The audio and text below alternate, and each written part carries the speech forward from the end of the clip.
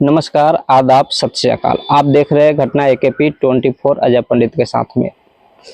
आज की जो सच्ची घटना है उत्तर प्रदेश और राजस्थान से जुड़ा हुआ घटना है। उत्तर प्रदेश के बस्ती जिला में एक CO अधिकारी होते हैं और राजस्थान की मेडिकल हेल्थ विभाग से राज्य नियंत्रण अधिकारी होती है, जो कि दोनों उस समय जो CO का पोस्टिंग होता है वो मथुरा में होता है।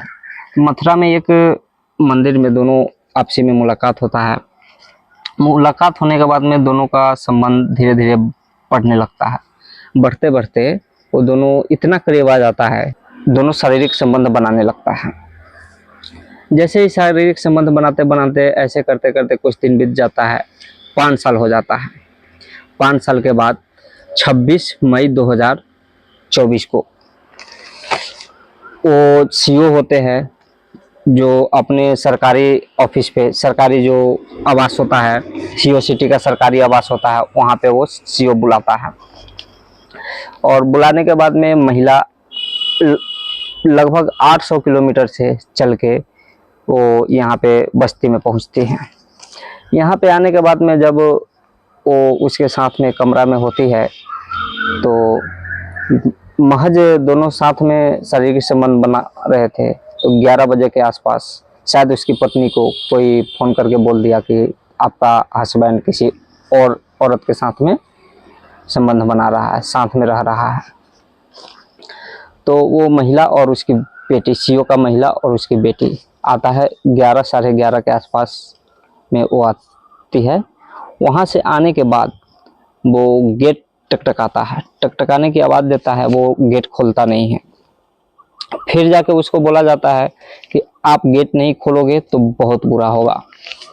फिर भी नहीं खोलता है तो अंदर में जो CO होते हैं अपना कपड़ा संभालने लगता है, क्योंकि वो नग्न अवस्था में रहते हैं। अपना कपड़ा संभालते संभालते उस औरत को भी बोला जाता है कि तुम अपना कपड़ा संभालो। वो भी अपना कपड़ा संभाल के जो पहन वहन लेता है कपड़ा, तब जाके CO गेट के पास जाता है और दरवाज़ा के पास खड़ा हो जाता है। दरवाज़ा के पास खड़ा होने के बाद वो गौर से सुनता है कि कौन है बाहर। जब आवाज़ आता है तो ऐसा लगता है उसको कि ये मेरी पत्नी की आवाज़ है। कोई अपनी पत्नी की आवाज़ पहचाने भी क्यों नहीं, वो अपनी पत्नी की आवाज़ पहचान लेता है। तब जाके वहाँ बोला जाता है कि आप खोलोगे या फिर हमको खुलवाना पड़ेगा किसी तरह से। तो वो उसी के बाद उसकी बेटी भी पीछे से आवाज़ देती है, पापा आप खोलिए नहीं तो बहुत बुरा होगा। किसी तरह से CO खोलता है। गेट खोलने के बाद में जब उसकी पत्नी, CO की पत्नी और CO की बेटी दोनों जाकर देखता है तो एक महिला, एक औरत उसके बिस्तर पे बैठी हुई है।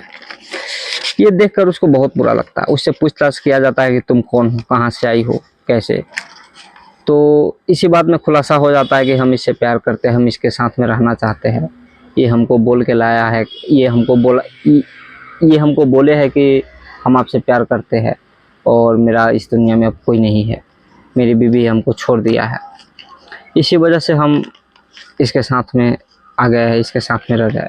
उसकी पत्नी को बहुत बुरा लगता है।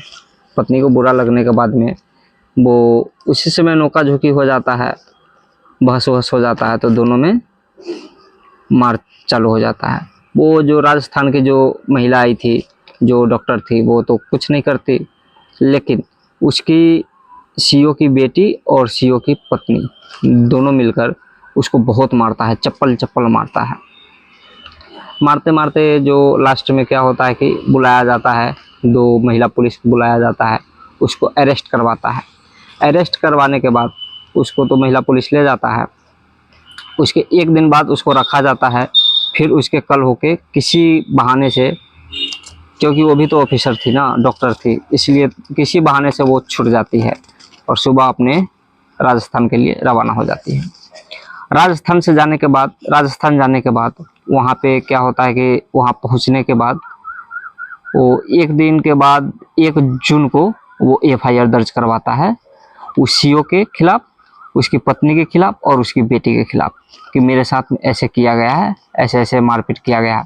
वो हमको वो हमको बोला था सीओ कि मेरी बीवी मेरे साथ में नहीं रहती है और हम आपसे बहुत प्यार करते हैं और आपके साथ में रहना चाहते हैं, आपसे शादी करना चाहते हैं, आपके साथ में गुजर बसर करना चाहते हैं।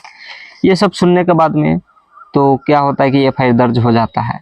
एफआईआर 0 एफआईआर दर्ज होता है, क्योंकि जिस थाना में महिला पुलिस को बंद किया गया था उसी थाना में फिर से रिटर्न केस चला जाता है। रिटर्न केस जाने के बाद में उसके ऊपर एफआईआर लगता है।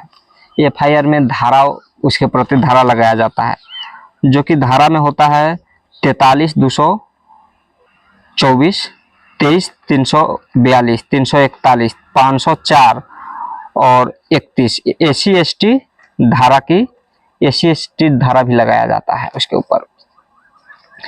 ये सब चलने के बाद लगभग 8 तारीख को उसको बुलाया जाता है, सीओ को पूछताछ किया जाता है। पूछताछ में वो दोषी पाया जाता है। दोषी पाने के बाद में इसका जो हैंडल कर रही है अभी, जो बगल का जिला है, एक सिद्धार्थनगर बगल का एक जिला है, उसमें प्राची केस को हैंडल कर रही है। दोस्तों एक बार और ये सीओ जो प्रधानमंत्री के खिलाफ और एक दो नेता के खिलाफ कोई टिप्पणी कर दिया था, जो सोशल मीडिया पे पोस्ट कर दिया था, वीडियो डाल दिया था, उसके प्रति केस एफआईआर दर्ज करवाया। लेकिन सीओ ने एफआईआर दर्ज तो कर लिया, लेकिन उसके बाद कुछ पैसा वैसा लेकर उसको छोड़ दिया गया। उस पर एफआईआर, उस फाइल को बंद कर दिया। तो आज की सच्ची घटना तो यही है। उसके बाद में एफआईआर उसके खिलाफ हो रहा है। तो आगे चल के जो भी घटना होगा उसके बारे में जो भी सामने आएगा हम आप लोग को बता देंगे। तो आज के लिए इतना ही दोस्तों। जय हिंद, जय भारत।